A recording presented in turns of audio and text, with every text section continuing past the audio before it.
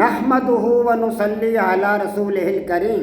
عزیزان محترم، میں Muhammad Aslam Dodi, chairman liberal party Pakistan, آپ سے مخاطب ہوں اور آپ دیکھ رہے ہیں liberal party Pakistan YouTube channel. پیش خدمت ہے پروگرام جدلیاتی لبرلزم۔ عزیزان محترم، ہمارا آج کا موضوع ہے سماجی مسائل کے لیے مختلف مذاہب کا پیش کردہ حل، اور ہمارا آج کا عنوان ہے سوشلزم کا پیش کردہ حل۔ عزیزان محترم، آپ کو پتہ ہے کہ میں آپ حضرات کے سامنے مختلف مذاہب کے پیش کردہ حل جو انسانوں کے سماجی مسائل کے لیے ہیں وہ رکھ رہا ہوں۔ اس ضمن میں میں نے آپ حضرات کے سامنے انسانوں کے سماجی مسائل کے لیے الہامی مذاہب کا پیش کردہ حل رکھا ہے، غیر الہامی مذاہب کے پیش کردہ حل بھی رکھے ہیں، انتظامی مذاہب کے پیش کردہ حل بھی رکھے ہیں اور رکھ رہا ہوں۔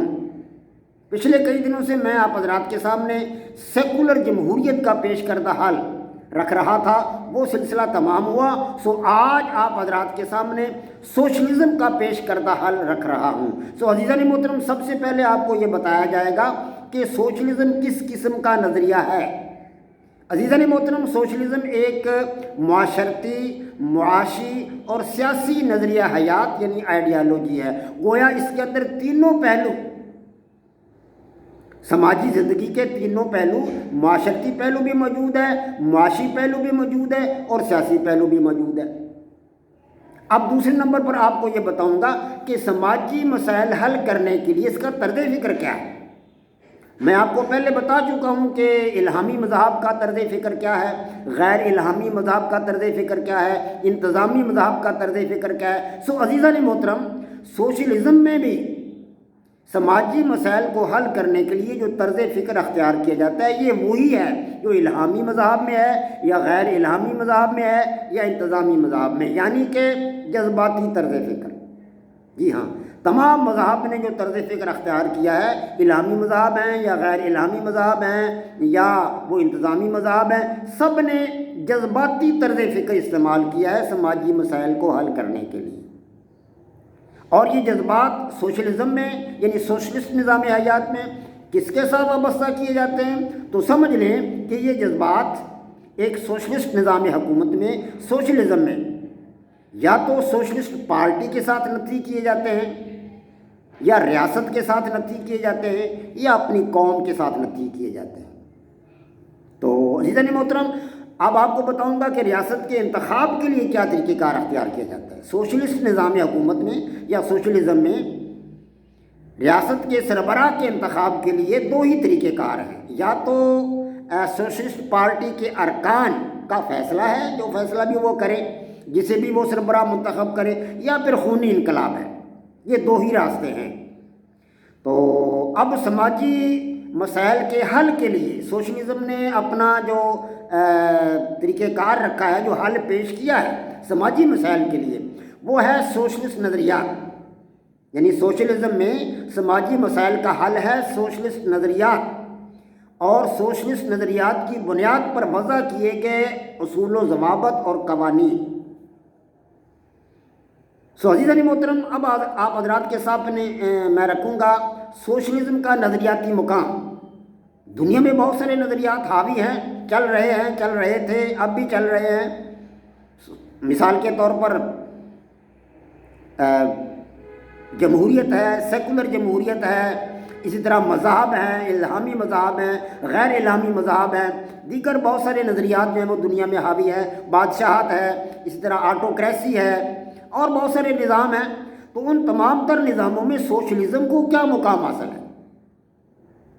تو عزیزان محترم، عرض ہے کہ سوشلزم ایک معاشرتی، معاشی اور سیاسی نظریہ حیات ہے۔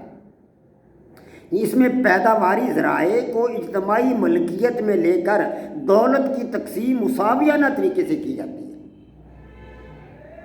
یعنی یہ ایک مکمل ضابطہ حیات ہے، ایک مکمل نظریہ حیات ہے۔